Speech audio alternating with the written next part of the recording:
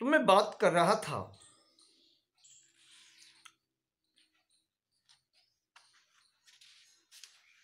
कि महाराज दशरथ के द्वारा प्रतिहारी को भेज करके जब राम जी को बुलाया गया तो प्रतिहारी ने राम की जो स्थिति बतलाई कि वो तो एकदम सन्यासी की भांति रहने लगे, सांसारिक किसी भी क्रियाकलाप में उनका मन नहीं लगता, पागलों के समान व्यवहार करने लगते हैं और किसी कार्य में रुचि नहीं लेते। स्वास्थ्य भी क्षीण होने लगा है, बदन पर मुख पर पीलापन आ गया है, जैसे विरक्त हो गए हों। कौन ऐसा महापुरुष होगा जो उनका मोह दूर करे, उनको व्यवहारिकता में लगाए।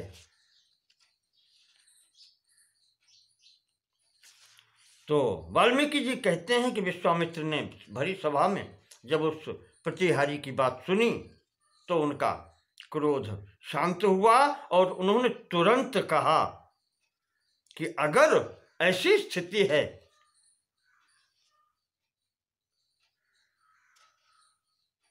वो तो परम बुद्धिमान है राम, ऐसा कैसे हो सकता है? ठीक है राजन, तुम उनको तुरंत बुलवाओ यहां, उनके अंदर मोह नहीं हो सकता, वो आपत्ति विपत्ति अर्थात सुख दुख से परे हैं, न उनके अंदर राग है न द्वेष है। विवेक वैराग्यवतो बोध एव महोदयः, ये स्वभाव उनका जो है वो ये दर्शाता है कि उनमें विवेक है, उनमें वैराग्य है, उन्हें ज्ञान है संसार का। जो साधारण व्यक्तित्व का गुण नहीं है, मोह नहीं हो सकता उनको। और अगर ऐसा है तो राजन, इहा यात क्षणाद राम इह चैव क्षण वयम क्षणात्, अगर ऐसा है तो क्षण भर के लिए थोड़ी देर के उनको यहां बुलाओ और मैं क्षण भर में मोहम तस्यापने श्यामो, तस्य मोहः वयम अपने श्यामः, उनका मोह हम दूर करेंगे।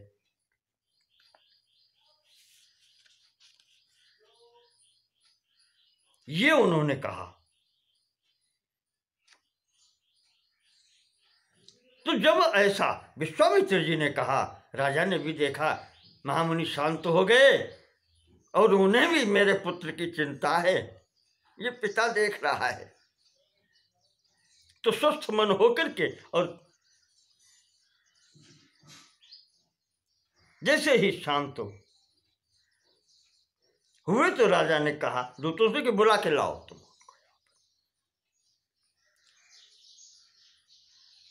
बस दूतों से कहा ही है, उसी समय एतावताथ कालेन रामो निज गृहासनात् पितुः सकाशमागन्तुम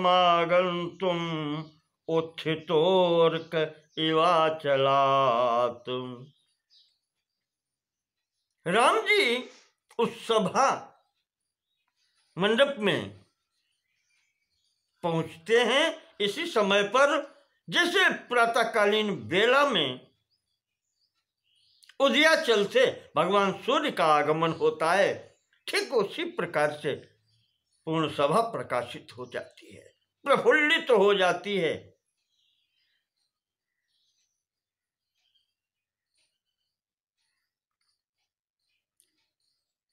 उधर से राम जी आते हैं। राम जी आकर के उस सभा में पिता को प्रणाम करते हैं,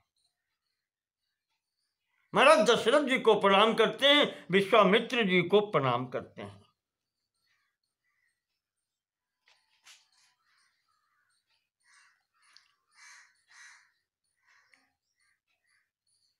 आकर के सबको इनको प्रणाम किया, और जो भी लोग वहां पर हैं, पीछे से दोनों भाई शत्रुघ्न और लक्ष्मण भी हैं। महाराज जी ने, दशरथ जी ने बालकों को गोद में भर लिया।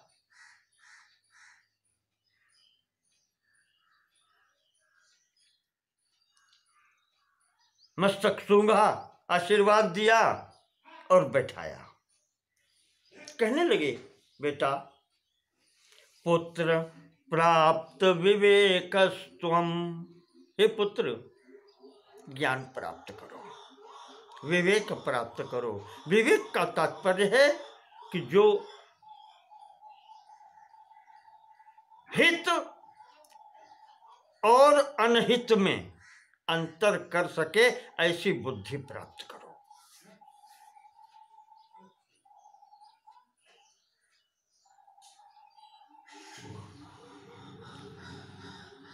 कि कौन सी वस्तु हितकारी है और कौन अहित करने वाली है, ऐसी बुद्धि प्राप्त करो, और जो हितकारी है वो ग्रहण करो, जो कल्याणकारी है वो ग्रहण करो। इसको कहते हैं विवेक प्राप्त करना। पुत्र प्राप्त विवेकस्त्वम कल्याणानां च भाजनम।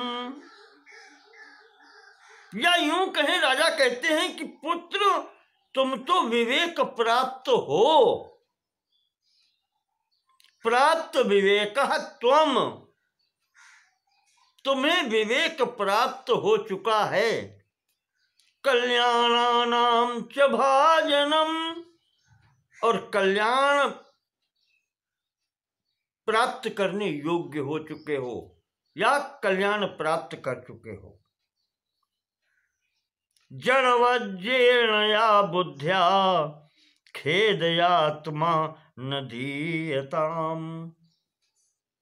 इसलिए तुम्हें अपनी आत्मा में खेद नहीं करना चाहिए। जड़वत, मूर्खों की भांति क्यों ऐसी बातें करते हो? क्यों खेद करते हो जो तुम्हें इतना ज्ञात है? वृद्ध विप्र गुरु प्रोक्तम त्वादृशेनानुतिष्ठताम्।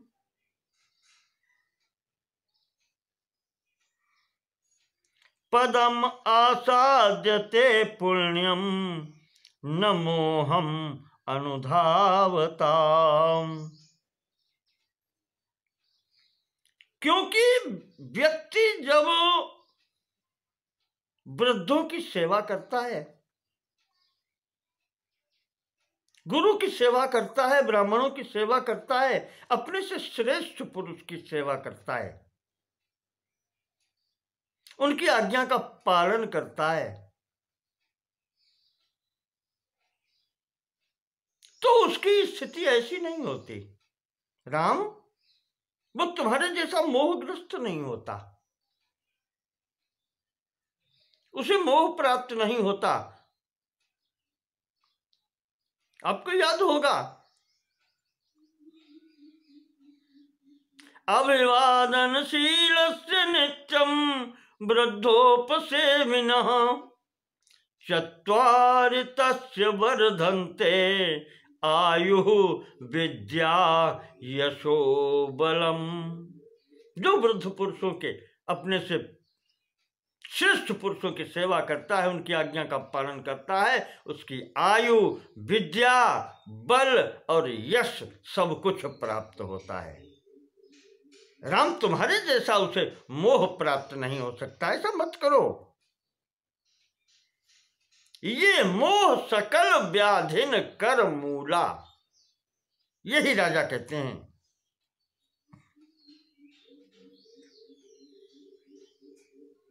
तावदापदो तावदेवापदो दूरे तिष्ठन्ति परिपेलवा यावदेव न मोहस्य प्रसरः पुत्र दीयते।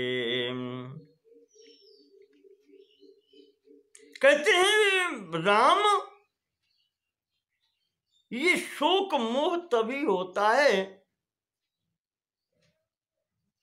या ये कहें कि मोह भी तभी होता है, नहीं, जब व्यक्ति मोहित होता है तभी सभी आपत्तियां आती हैं, ऐसा कहें। मोह सकल व्याधिन कर मूला, गोस्वामी जी ने इसलिए कहा है।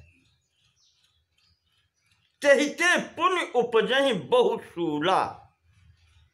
जब मोह चित्त में स्थान बना लेता है तभी संपूर्ण आपत्तियां आती हैं और फिर उनसे ही व्यक्ति दुखी होता है।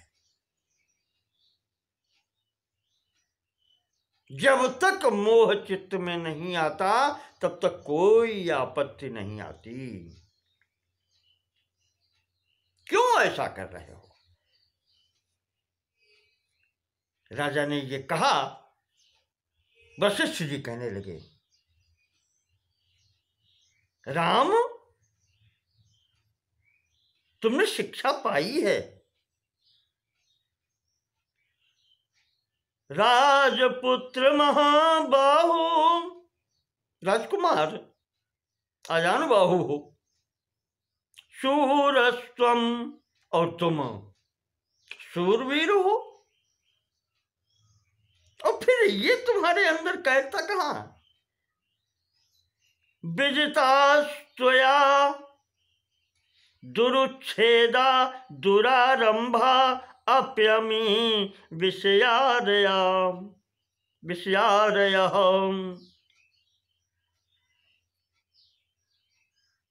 मेरे विचार से तो तुम मेरे शिष्य हो, मैं तुम्हारा स्वभाव जानता हूं।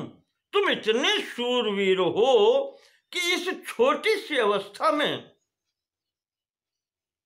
जिन वासनाओं को व्यक्ति पार नहीं पाता, जो दुरुच्छेदा हैं, दुउच्छेदा, जिनको व्यक्ति उखाड़ कर फेंक नहीं पाता, दुरारंभा, जो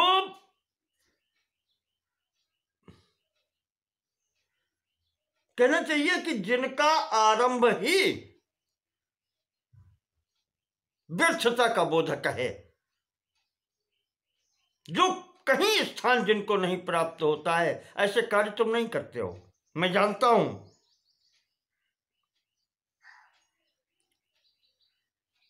ऐसे अमी विषय अरयः, ऐसे जो विषय हैं, जो शत्रु रूप हैं, ऐसे शत्रु रूप जो विषय हैं, उन पर विजिता स्वया, तुमने विजय प्राप्त की है। कोई तुम्हें हिला नहीं सकता। कोई कामना, वासना या जो दुर्गुण हैं वो तुम्हें हिला नहीं सकता। तुम तो शूरवीर हो राम, मैं तुम्हें जानता हूं। किमतज्ञ इवा ज्ञानाम योग्ये व्यामोह सागरे विनिमज्जस कल्लोल बहुले जाड्यशालिनी। और तुम ऐसे हो राम, इस मूर्खता पूर्ण आचरण से ऐसा लगता है कि तुम संसार जो मूर्खों का लिए ये दुखालय है, इसमें तुम डूबने उतराने लगे।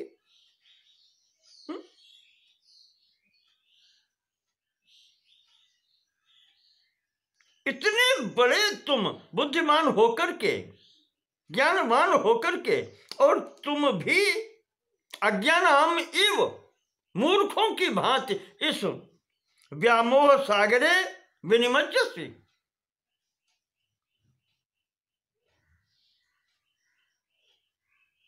इस मोह सागर में तुम डूबने लगे, ऐसा तो नहीं हो सकता था, ऐसा होना नहीं चाहिए, ऐसे तुम नहीं हो राम, तुम्हारी स्थिति ही अलग है, ये मैं स्वीकार नहीं कर सकता। तुम मेरे शिष्य हो, मैं तुम्हें जानता हूं। वशिष्ठ जी ने कहा तो फिर विश्वामित्र जी भी बोले,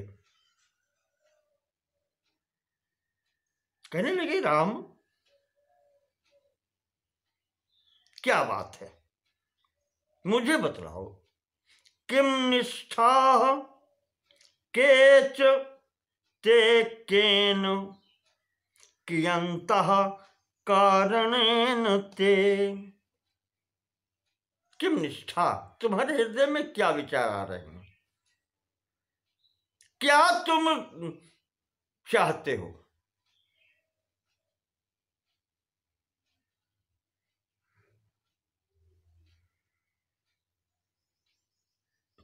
और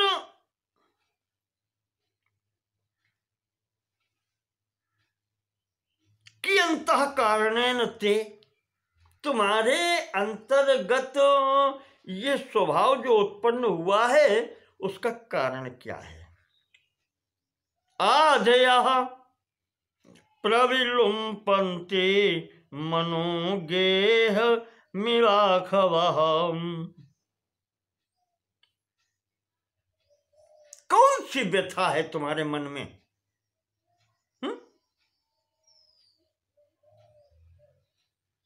आधया,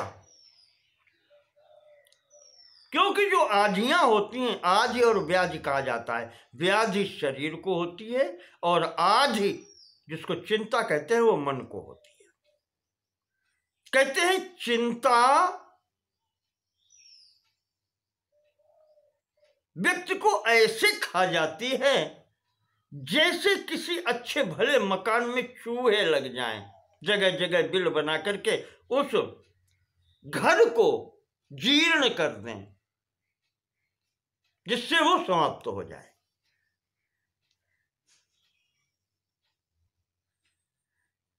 जिस प्रकार से चूहा उस गृह को, उस घर को नष्ट कर देता है, यह चिंता उसी प्रकार की है। कौन सी चिंता है तुम्हें, मेरे सामने कहो।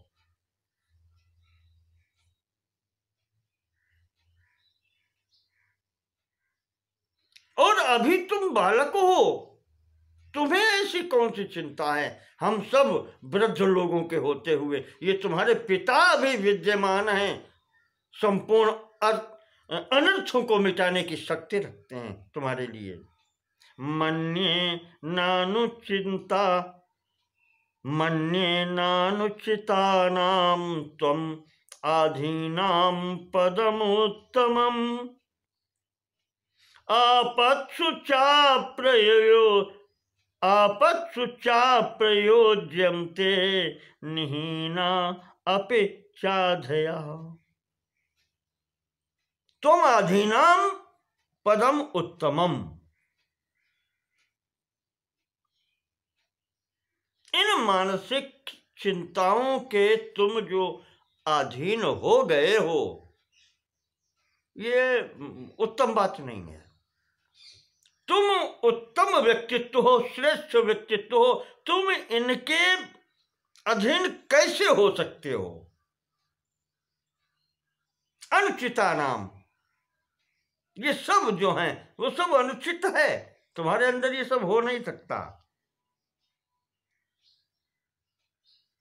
अप्रयोज्यम ते, इनका तुम्हारे पास आने का कोई प्रयोजन नहीं हो सकता, क्योंकि यहां पर तुम्हारी आपत्तियों का निस्तारण करने के लिए गुरुजन और स्वयं पिता तुम्हारे हैं।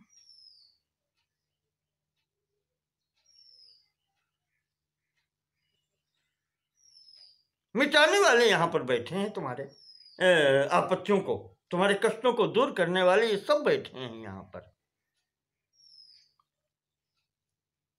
राम क्या बात है। यथाभिमतम आशु त्वं ब्रूहि, जैसा तुम्हें लग रहा है, जैसा तुम्हें कहना चाहिए कि जो तुम चाहते हो, तुम ब्रूहि कहो हमारे सामने। प्राप्स्यसि चानघम सर्वम एव,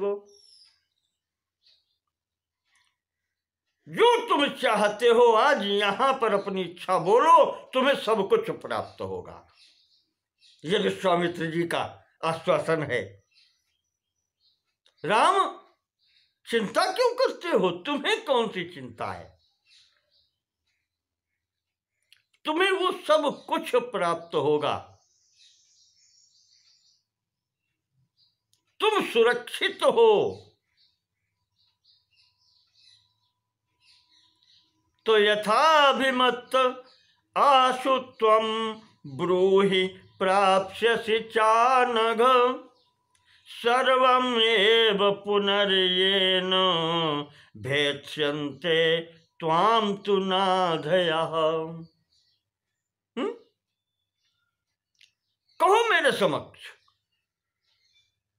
तुम्हें वो सब कुछ मिलेगा जिससे तुमको पुनः इस व्यथा की प्राप्ति नहीं होगी। तुम्हारी आदि व्याधि सब दूर हो जाएगी।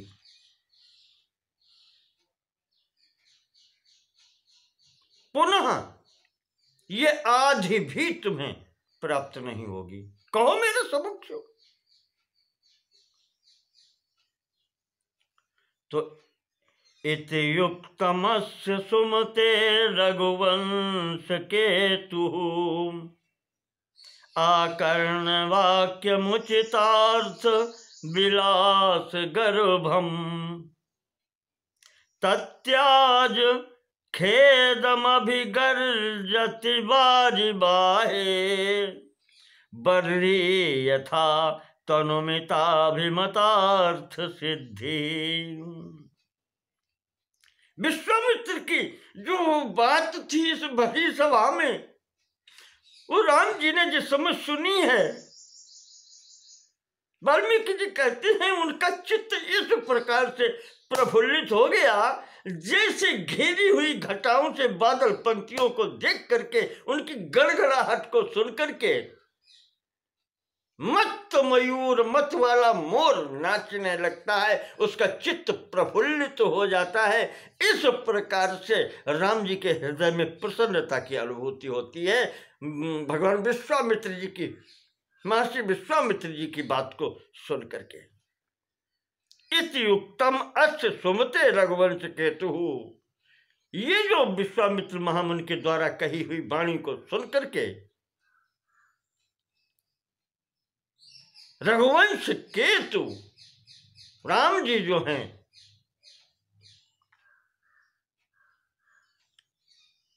आकर्ण मुनि आकर्ण वाक्य मुचितार्थ विलास गर्भम, महाराज जी की बात, विश्वामित्र जी की बात जो सुनी है, वाक्य विलास गर्भम, गंभीर वाणी जो सुनी है विश्वामित्र जी की, तो तत्याज खेदम, उनका खेद दूर हो गया। उन्होंने वो खेद अपने हृदय से दूर कर दिया। खेद दूर हो गया। कैसे दूर हो गया? जैसे अभिगर्जति वारिवाहे, वारिवाह बादल बरसाने वाला, पानी बरसाने वाला जो बादल है, जब वो गरजता है तो वो सुख जो मोर को मिलता है देख करके प्रसन्न हो जाता है। बर्ही यथा, बर्री पंखों वाला, बर्री कहते हैं मोर को। जैसे मोर प्रसन्न हो जाता है, अनुमिता अभिमतार्थ सिद्धि, कि जो उसके हृदय में है उस प्रयोजन की सिद्धि उसको हो रही है। मोर चाहता है जल बरसे, और जब वो जान लेता है बादल गिड़गिड़ाहट दे करके जल देने आ गया है तो वो प्रसन्न हो जाता है। राम जी के हृदय में वो प्रसन्नता होती है कि आज अब कुछ देने वाला मिला है समक्ष। इस प्रकार से उनका चित्त प्रसन्न हो गया। वाल्मीकि जी कहते हैं कि भरद्वाज जी, ये उनकी स्थिति हुई राम जी की। अब वो कुछ बोलना चाहते हैं, अपनी समस्या या जो सोच रहे हैं वो समक्ष रखते हैं गुरुजनों के मध्य में। दो गुरु विश्वामित्र वशिष्ठ और पिताजी के समक्ष रखते हैं। क्या रखते हैं वो अब हम आगे के प्रसंग में बतलाएंगे। आज का प्रसंग यहीं स्थगित करते हैं। मध्य में नेटवर्क बाधा आ जाने के कारण हम आपको ये दो भागों में दे पाए। यहाँ पर 11वां सर्ग पूर्ण होता है। आज की बात यहीं तक। अब राम जी अपना क्या रखते हैं मंतव्य इन गुरुजनों के समक्ष, वो अगले भाग में बताएंगे। नमो नमः। सर्वेषां कृते धन्यवादाः।